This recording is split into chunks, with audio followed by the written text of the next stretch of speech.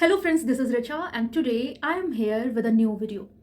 So friends, अगर आप में से कोई भी किसी भी तरीके के फियर से जूझ रहा है या फिर उसे अपने लाइफ के किसी भी एरिया में कॉन्फिडेंस की कमी लग रही है और उससे बहुत ही स्टक्ड फील हो रहा है या फिर उसे ये लग रहा है कि बहुत ही कन्फ्यूज़न है लाइफ में किस तरफ जाना है, कुछ भी समझ नहीं आ रहा, तो ये वीडियो आपके लिए है. Friends, in this journey of healing, I always share my personal experiences with you all. तो आज भी मैं अपना ही एक पर्सनल एक्सपीरियंस आपके साथ शेयर करूँगी और मैं बताऊँगी कि कैसे मैंने अपने आप को एक बहुत ही फियर वाले जोन से बाहर निकाल कर और बहुत ही हैप्पीनेस के जोन में लेकर के मैं आई हूँ. तो ये कैसे पॉसिबल हुआ, ये जर्नी कैसी रही, ये सब कुछ आपके साथ शेयर करेंगे. चलिए शुरू करते हैं. पिछले कई वर्षों में मैं बहुत ही ज़्यादा एंग्जाइटी से जूझ रही थी. मुझे ऐसा लगता था कि मैं जहाँ काम कर रही हूँ यहाँ पर मुझे बहुत ही इमोशनली सेफ एनवायरनमेंट नहीं मिल रहा है. मुझे लग रहा था कि मैं अपनी लाइफ में अटक सी गई हूँ. मुझे ये भी लग रहा था कि मैंने जितनी मेहनत हमेशा से अपने स्टडीज़ में किया है उसका मुझे जितना रिजल्ट मुझे मिलना चाहिए था वो नहीं मिला है. मुझे ये भी लग रहा था कि मैं लाइफ के किसी एक हिस्से में अटक सी गई हूँ और वहाँ से आगे बढ़ ही नहीं पा रही हूँ. और ये सब कुछ मुझे इतना ज़्यादा पैनिक और इतना ज़्यादा प्रेशर दे रहा था कि मैं बहुत ही ज़्यादा स्टक्ड फील करती थी. ये सब कुछ स्टोर होता चला जा रहा था और मैं लगातार फियर, एंग्जाइटी, लगातार कन्फ्यूज़न और ऐसे ना जाने कितनी नेगेटिव चीज़ों से घिरती चली जा रही थी. ये नौबत यहाँ तक आ गई थी कि मैंने पिछले वर्ष अपनी एक दोस्त से बातचीत के दौरान कहा कि यार अब मुझे अपने वर्क प्लेस के बारे में सोच कर भी डर लगता है कि मैं वहाँ कैसे रहूँगी, क्योंकि मैं इस जगह पर पिछले कई वर्षों से अकेले रह रही थी और मुझे अब यहाँ रहने में बहुत ही अजीब तरीके का फियर हो रहा था. मुझे लग रहा था कि अब मैं यहाँ पर अकेले सर्वाइव नहीं कर पाऊँगी क्योंकि इतनी ज़्यादा नेगेटिविटी मैंने इकट्ठी कर ली थी. और इस नेगेटिविटी का कारण कोई भी दूसरा नहीं था, मैं खुद थी. क्योंकि मुझे ऐसा लग रहा था कि मैं इस जगह पर अटक कर मैंने अपने जीवन की जितनी भी प्रोग्रेस का जो एक रास्ता था वो बंद कर लिया है. मुझे ऐसा लग रहा था कि मैं इस जगह पर अटक कर अपनी आगे की पढ़ाई पर भी फोकस नहीं कर पा रही हूँ और मेरी ऊर्जा बहुत अलग अलग तरफ बिखरी हुई है. और ये सब कुछ मिलकर मुझे इतना ज़्यादा परेशान कर रहे थे कि मैं बहुत ही कंफ्यूज्ड स्टेट में मैं बहुत ही ज़्यादा फियर कर रही थी. और मुझे ऐसा लग रहा था कि ये सब कुछ जो हो रहा है वो सिर्फ इसलिए हो रहा है क्योंकि मैं एक बहुत ही ज़्यादा टॉक्सिक जगह पर उलझ कर रह गई हूँ, जबकि ऐसा कुछ भी नहीं था. मेरी फ्रेंड ने मुझे कुछ समझाया और उसने एक दोस्त के तरीके से जो भी किया जा सकता था वो किया. फिर मेरे हाथ लगी rituals of happy soul book और मैंने उस किताब को एक धर्म ग्रंथ की तरह पढ़ा और न सिर्फ पढ़ा, उससे अपने जीवन में अपनाया. सबसे पहली चीज़ जो मैंने शुरू की वो ये कि अपने भीतर से नेगेटिविटी को कम करने के उपचार करने शुरू किए और दूसरी तरफ पॉजिटिविटी को भीतर कैसे और बढ़ाना है इस पर काम करना शुरू किया. उधर मैं ये सब कुछ सोच रही थी और साथ ही प्रकृति भी मेरा साथ देने लग गई थी. मैं एक नया विषय एस्ट्रोलॉजी सीखने की तरफ आगे बढ़ रही थी. मेरा मन कर रहा था कि इस विषय को मैं और समझूं और जानूं. और उस दरमियान ही कुछ ऐसे ट्रांजिट्स हो रहे थे जो कि मुझे मजबूर कर रहे थे बहुत सारे लोगों से कट ऑफ करने के लिए. मेरे दोस्त मुझसे अलग हो रहे थे, मेरे बहुत ही लव्ड वंस वो सब मुझसे दूर जा रहे थे. ये बहुत ही ज़्यादा ट्रांसफॉर्मेटिव पीरियड था. लेकिन अब मैंने नेगेटिविटी को कम करने, टॉक्सिसिटी को कम करने के रास्ते पर आगे बढ़ते हुए ये मेरा खुद का भी चयन था कि मैं ऐसे तमाम लोगों को जो मुझे टॉक्सिसिटी में उलझाने का काम करते हैं, जो मुझे नेगेटिविटी देते हैं, उन सब से कट ऑफ कर लूँगी. और मैंने ऐसे तमाम लोगों को अपने सर्कल से बाहर किया, उनसे इंटरेक्शन बंद किया, उनके साथ में किसी भी तरीके का डिस्कशन नहीं रखा. लेकिन इसके साथ ही मैंने ये भी किया कि मैंने उनसे उनके प्रति कोई ग्रज नहीं रखा, क्योंकि जो टॉक्सिसिटी है वो रिलेटिव होती है. आपके लिए कोई टॉक्सिक है, आप भी किसी के लिए टॉक्सिक हो सकते हैं. ये आपके कंडीशन पर निर्भर करता है.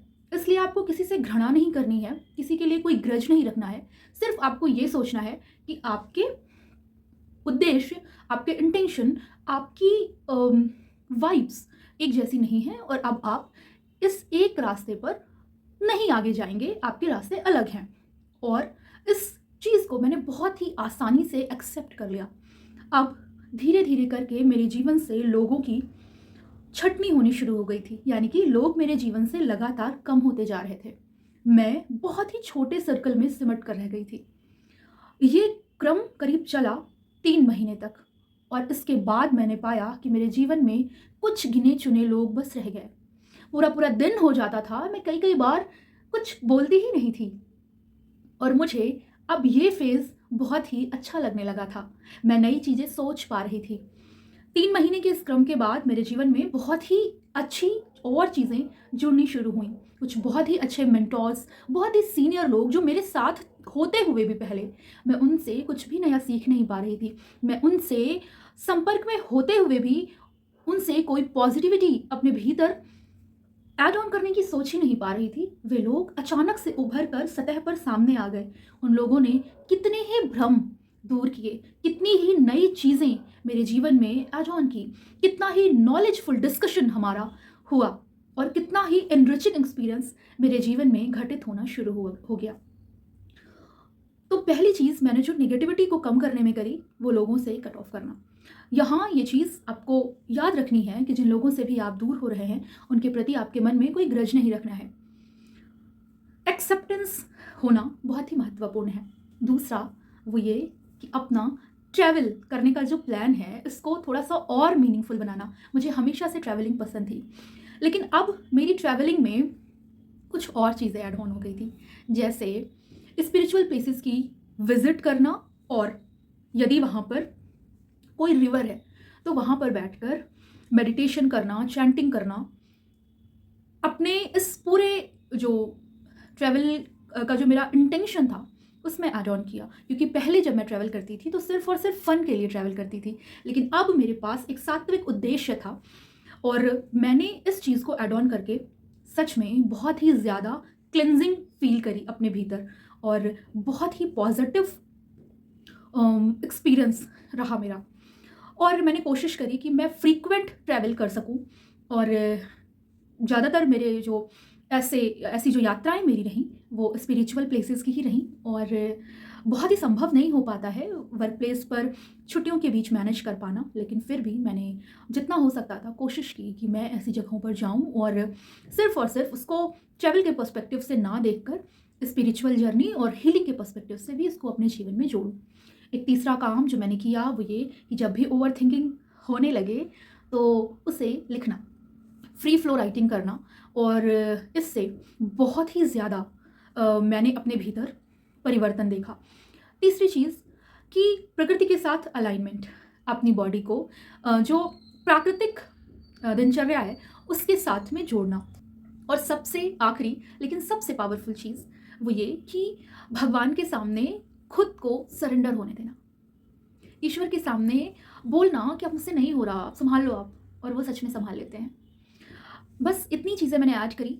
वैसे तो ये जर्नी बहुत ही लंबी है और मैं लगातार सीख रही हूँ, और अभी भी मैं लगातार बहुत सारी चीज़ें शामिल करती जा रही हूँ। इसके अलग अलग डोमेन्स हैं, जैसे फूड हैबिट्स में मैंने चेंज किया, अपनी जो दिनचर्या थी उसमें परिवर्तन किया, अपनी जो स्पिरिचुअल जर्नी है उसमें कुछ चीज़ें ऐड ऑन करी और कुछ ख़त्म भी करी। ऐसे ही और बहुत सारी चीज़ें हैं जो मैंने ऐड करी हैं, और इसके साथ बहुत सारी चीज़ें जिन पर रोक भी लगाई है। तो ये पूरी एक जर्नी है जिसके विभिन्न पड़ाव मैं आपके साथ साझा करती रहूँगी। लेकिन आज जितना कुछ मैंने आपके साथ साझा किया है, ये सब कुछ अपना कर मैंने इस पूरी जगह की ऊर्जा को बदला है, और न सिर्फ बदला है, मुझे आज इसी जगह से प्रेम है, और मैं इसकी सात्विकता को हर पल हर क्षण महसूस करती हूँ। जैसे ये कहा जाता है ना कि कुछ भी संभव है, तो सच में एक वक्त था, मुझे इस कमरे की दीवारें देखकर मैं बहुत ही ज़्यादा परेशान हो जाती थी। मुझे लगता था कि मैं कैसे यहाँ रहूँगी, इतनी टॉक्सिसिटी मुझे महसूस होती थी। मुझे लगता नहीं था कि मैं यहाँ रह पाऊँगी, क्योंकि मुझे लगता था कि मैं कितनी जल्दी बस यहाँ से निकलूँ और किसी नई जगह पर जाऊँ, मैं यहाँ नहीं रह सकती।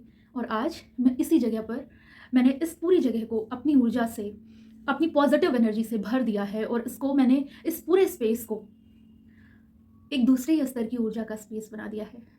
ये स्पेस, इसमें मौजूद हर चीज़ मैंने सृजित की है। इसके आगे मैं कुछ साझा करते हुए इमोशनल हो जाऊँ, इस वीडियो को यहीं बंद करते हैं और मिलेंगे फिर किसी नई वीडियो में, और आपके साथ मैं हीलिंग की जर्नी का कोई नया एपिसोड लेकर हाजिर होंगी। तब तक के लिए बाय बाय।